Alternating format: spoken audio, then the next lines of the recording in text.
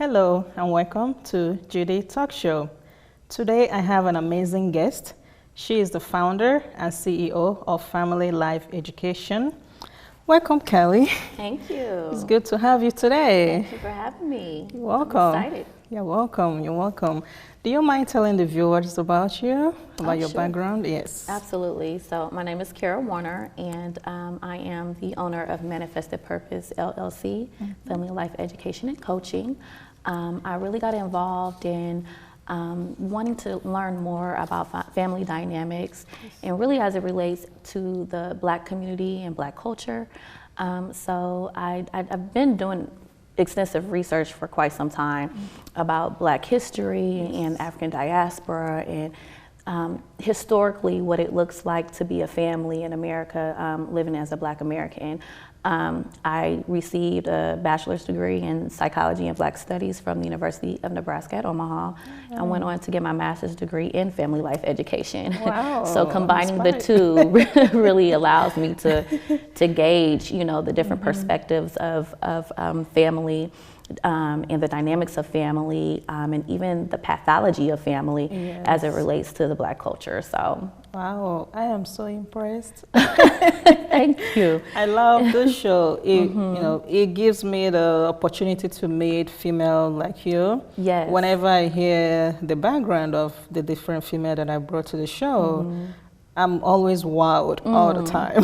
Right. So, yeah. Well, because we're, Black women, we're so amazing. We're so, there's just so many different layers to us. Exactly. And when it comes to, being entrepreneurs and when it comes to being educators and teachers, it's really important, I believe, to project that on into the community.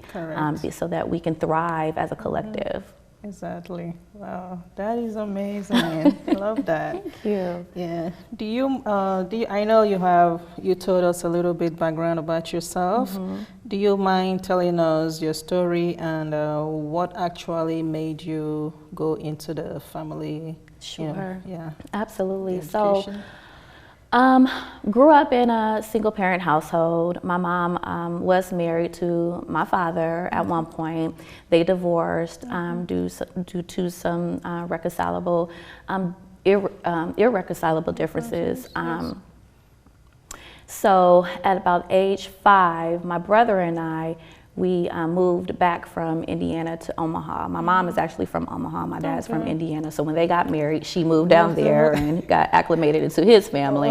But because she needed additional support raising us as a single mother, she came back to family. Exactly. She came back home to family. Yes. And so my family dynamic has always been unique. We actually lived with my aunt and her husband and her 2 children. And my aunt is my mother's sister, older sister, who actually raised my mother. My mother's mother, my grandmother, passed away when my mother was 5. So my aunt at the time just was kind of like a mother figure to her. Yes. So when we came back to Omaha, when she came back to Omaha, she moved us here. She became a mother figure again. Yes. My aunt did. And so we lived with her for several years until my mom was able to get on her feet. And so then it was just me, my mother, and my brother for some time. My brother's confined to a wheelchair. He has cerebral palsy. And so, no, it's okay because he's thriving. He has physical disabilities, but mentally, emotionally, he is on point. Different. Exactly. He's like a genius. So I helped my mom essentially raise my brother. And really that's when I became really interested in becoming a voice of advocacy for people who are underserved or underrepresented or feel like they don't have a voice. Because I would see my brother kind of struggle socially because people just didn't understand his condition. Exactly. And so I would, as big sister. You have to stand up for him. Exactly. So then I became kind of a mother figure to my brother as well. Yes. Well, fast forward, my mother passed away 11 years ago. I was 25, my brother was 23. My mom was obviously my brother's primary caregiver. When she transitioned, I became, for a short time, my brother's caregiver primarily. And so again, I became, I received a different role. Yes. Exactly. Being a daughter and now being a caregiver. Exactly. Exactly. Taking care of your brother. Exactly. Yeah. Well, so my brother, because I was really gung-ho and set, and it was almost second nature for me to, okay, well, this is how I'm going to plan my life. I'm going to have to take care of my brother forever. So let me go ahead and plan for that. Yes. My brother said, no, I'm not having it. No, brothers, even though they are the younger ones, they always look out for their sister. Exactly. And that's what he told me. He said, Kara, you're not my mother. You're my sister. And I want you to enjoy your life. Your own life. And then he wanted to be more independent. It was really difficult for my mother to allow my brother to be as independent as he wanted to or desired to. Yes. Just looking back, his situation. Exactly. And she felt like, couldn't anybody really treat him the way that she did and love on him as she did, which is true. Yes. But he still wanted the opportunity to become independent. And so he did. And so he's been on his own for 11 years. He's a disability advocate. He travels to Kearney and Lincoln. He's been on several disability rights boards, and he has his own business. And so he's doing really, really well at age 33. The doctor said he would not live to see 5 years old. Look at God. And look at God. So as you can see, family is really, really important to me. And then also as a psychology major and a Black Studies major, I really wanted to hone in on the Black family specifically because there's so many different disparities in America as it relates to Black family and the brokenness of our culture. So that's how I got into it. Wow, that is a great story. And it's still a learning curve for me. So and I'm really excited about learning the different dynamics of family and culture. I love that. Thank you. And also with your experience, you already know working with families. Well, you're going through the same thing, so you know how to come in and how to communicate. Exactly. So you have to accommodate every family and their background.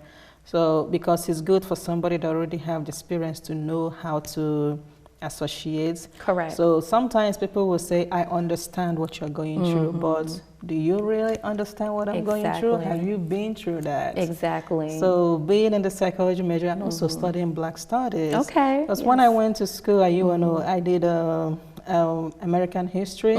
So I watched a lot of movies. So it kind of gives you an idea of, when you want to, you have to be, they always say you have to be in someone's shoe to know how it hurts. Correct. So I understand that, what the idea, what you're trying to connect with people out there. Yeah, and I think it's important because people want to know that you relate to them.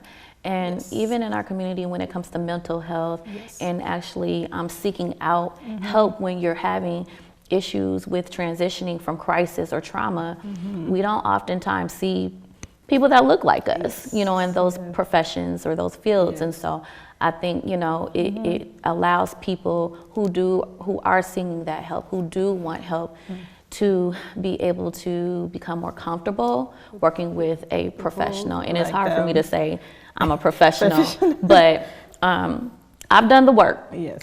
I've done the work. And so, it's really something exciting, and it's great to be able to relate in that way. Yes, I love that. I love that. Thank you.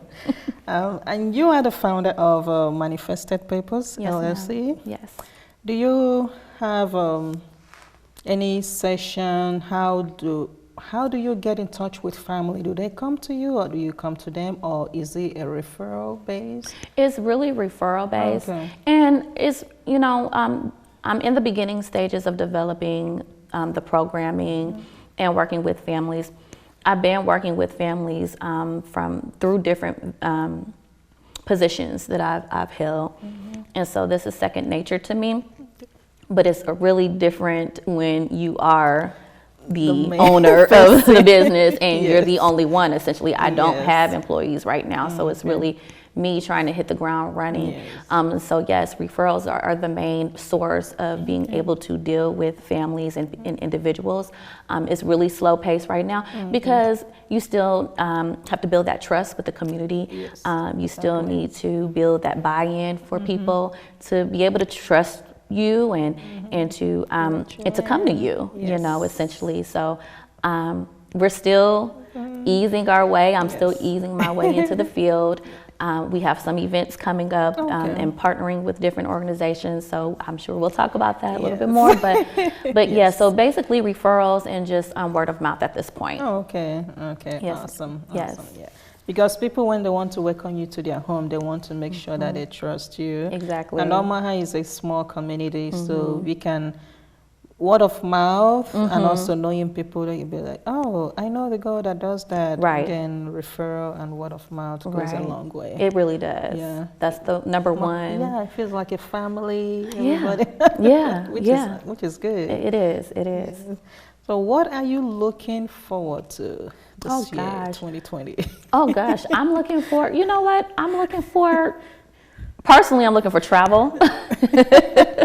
I'm looking to travel and to spread the word about family education, especially as it relates to Black culture. Yes. Because there's such a significance in understanding our history.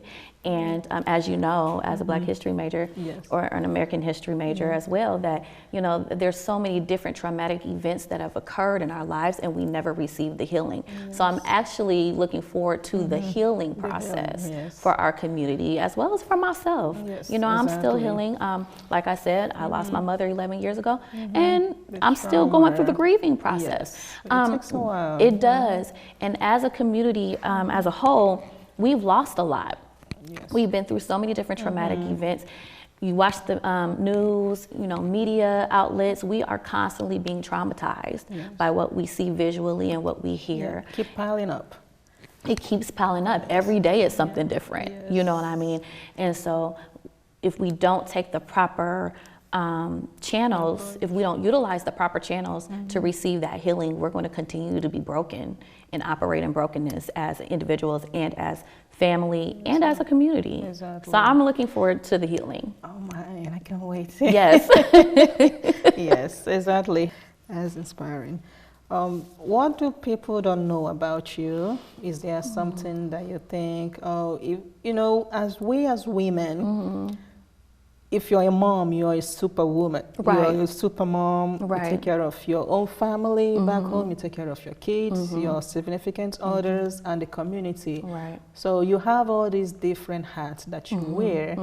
Like we mentioned, you know, you will have some things that you're dealing with. We count our blessing, and at the same time, we have other things on the side. Right. Is there something you want to share that you want people to know, maybe to in business area or just anything that you feel like you want know, to share with the audience? Sure. I'm a work in progress.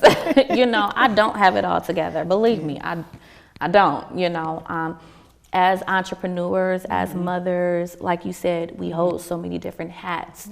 And people almost expect us to be strong all the time. And I tell people, I'm not built to be a superhero. That's not who I am. I'm a human being. I cry too. Exactly. I have bad days. Yes. I have days where I'm Cry, let it extremely out. insecure. You know, I have days when I want to break down. I have days where, you know, I have thought about committing suicide at times in my life. You know what I mean? And it's just really by the grace of God. You know, and it's not that I am perfect. I fall short every single day. Yes. I'm a hot mess. That's what people need to know. I'm a hot mess, but through God's grace, yes. you know what I mean? Yes. He has kept me and he continues to keep me, and I'm going to continue to walk in that. Amen. So, yeah. Yes. Yeah. You know, sometimes I just feel like crying and I just let it out. Absolutely. Breathe and then It's a healing. That's a healing. That's a healing mechanism. Yes. And we don't have to. I tell my friends all the time, girl, you know, if you need to take a moment and cry, that does not mean you're weak. Weak. That is actually a sign of strength. When you're able to release, you know, and God does bottle your tears. Exactly. You know, and He waters. Yes. And He manifests, and and the seed will grow. That's when He even holds you, like, don't cry, my child. Yes. It's powerful. Who has seen the kids crying and then you just let them cry? Right. Like, I don't care. So we have to see that as well. Right, we do. And also it's important, even with my son, we have these expectations in terms of gender roles. When you see a boy crying, oh boy, stop crying, be a man, no. Let him release that. That doesn't mean that he's anything less than what he is, but let him feel those emotions. We have actually the responsibility to feel our emotions and then to analyze them and then move forward. Exactly. Awesome. So speaking about the family life education, is there any event coming up, any volunteer opportunity people can get involved in? Yes. Okay, so I'm really excited because in February, I was organizing a healing circle centered around the discussion of microaggressions within the Black family. And for some people who may not know what the term microaggression means, it's basically a byproduct of racism. We generally talk about microaggressions outside of the household when we're in the workplace or in educational institutions where we're given subtle insults, right? Like it's almost like, should I be insulted by that? Or, I just ignore it. Yeah, like, oh, you're pretty for a dark-skinned girl, or things like that. That's a microaggression.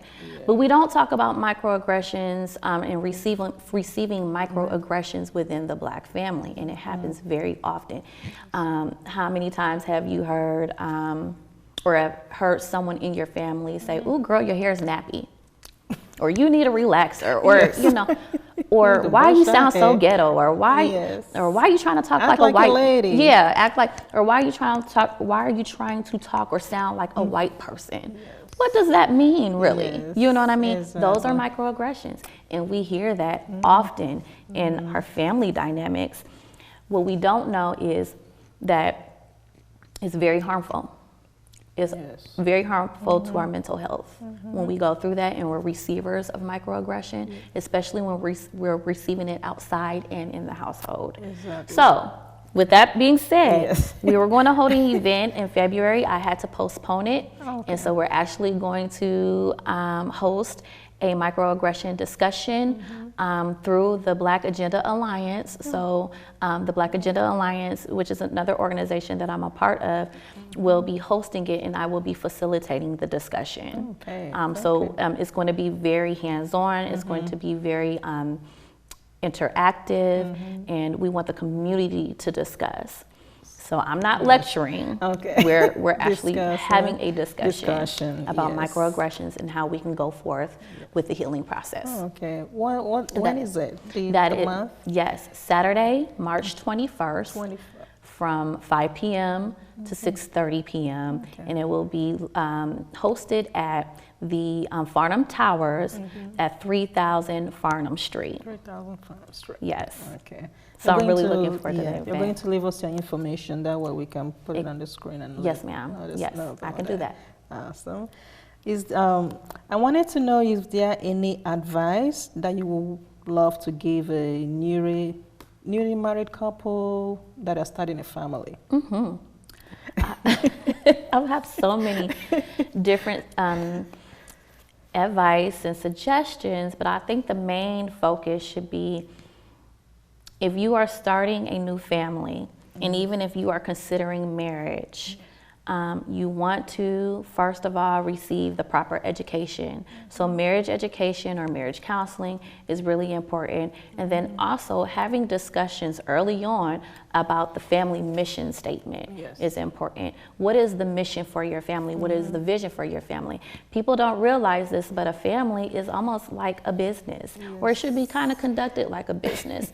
You know what I mean? Or an organization. Exactly. There's someone governing the family, and the mother and the father and the kids. And then we also should understand our roles, our position, a position description. You know what I mean? And I don't mean to sound so, formatted. But it actually helps.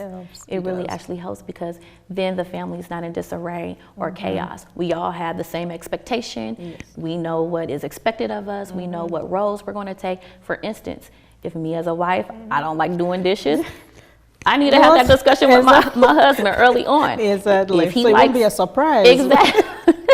if he doesn't like to take out the trash, but I don't mind, those are some things that we need to Yes. discuss. And even those minute, discussions and the roles in the household is very important to have those discussions before you get into a marriage Yes. and all hell breaks loose. That's why they have courtship, right? Exactly.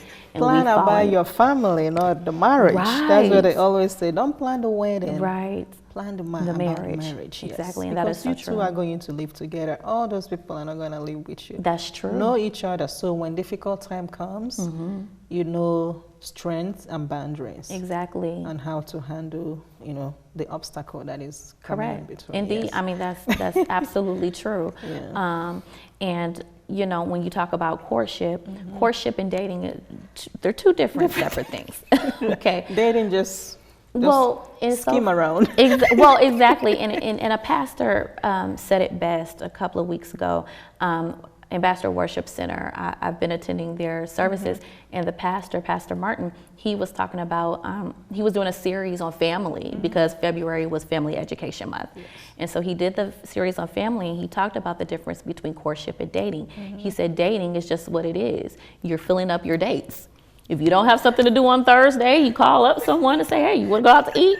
You're filling dates, literally. Yes. Courtship is, you bring the family, you bring the community, you bring your friends in to meet this particular person. And they're the ones that are able to say, I know you, Kara. Right. Run away. This ain't going, this probably ain't going to Either work. you run or you stay. It has to be two. Right, Run or that's stay. courtship. You bring in the Yes. collectives. You bring in those Yes. who are closest to you Exactly. to kind of, fill out Yes. who you're interested in. So they can view from outside. Exactly. Yes. Thank you so much. Thank Thank you. you. I just love, whenever I start talking with female like you, I just get carried away. I know. Like so many things to talk about. I do so too. many things. And we can go on and And on. on and on. We like that. So I will also say thank you so much for coming. Thank you for having me. I was I told you before you came to the show, this is about female empowerment. Yes. We have to teach young girls about, help them with their self-esteem and bringing female like you just to let them know that, you have the sky is your starting point. You are educated, you're a mom, you went to school, even got your master's. I know some girls they don't see that role model often. They always think like, oh, I don't, not that education is for everybody, but at Right. least if they see that there are other female like them that grew up with like them, Right. that also have that childhood Yes. difficulties, obstacles, and then overcome it and still became someone. Right. Is there any advice you will give to younger girls, and what advice will you give to your younger self? Absolutely, that's a great question. For young ladies, I think it's really important to embrace who you are, and as difficult as it is because of the media and because of all the perpetuations of what society thinks we should be, it's really important to build on your self-esteem, build on your self-efficacy, build on your self-worth, and to know that you are worthy just the way that you are. Yes. I feel that if I had known that earlier on, I probably would be even further ahead. You know what I mean? Yes. Because I was very late in realizing who I was, and I'm still Exactly. growing in that area too. Exactly, I yes. still have self-esteem issues. I'm just being honest. Yes. But I think that it's so important Yes. for us to talk to our young girls about loving who they are internally first. Exactly. And then, all the physical components. Yeah, it's nice to look that's good. okay. We get our hair done and our nails done and Yes. things like that. And we like to look good and we like to look presentable. But you're only going to project that beauty if you feel beautiful inside. Exactly. Yeah, because Yes. people can tell when it's Yes. fake. You know what I mean? Exactly. So Yes. really just It's focus true. on you. Yes. Just Exactly. focus on you and focus on your purpose and your dreams and your passion and your aspirations. Yeah. And then, like the Bible says, if you seek ye first the kingdom of God and his righteousness, then all all the these things things will will be be added. added. So really seek God's will for your life.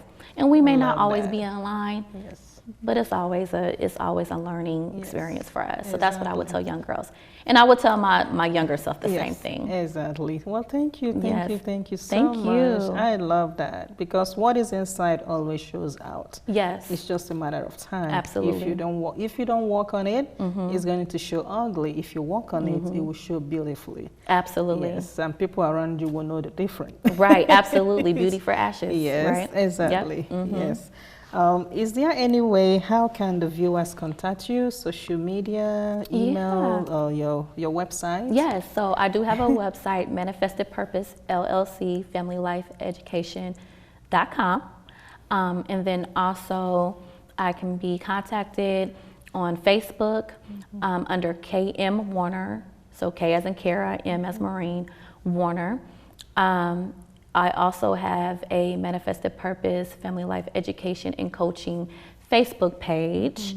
And then also I could be contacted via email, manifestedpurposellc@yahoo.com. Thank you. Thank you so Thank much. you. I will leave all the information for the viewers. Thank you, I appreciate it. Yeah, and I'm also thanks for coming today. Thank you for having me. I It had a was great very time. great to have you. Thank Yeah. you.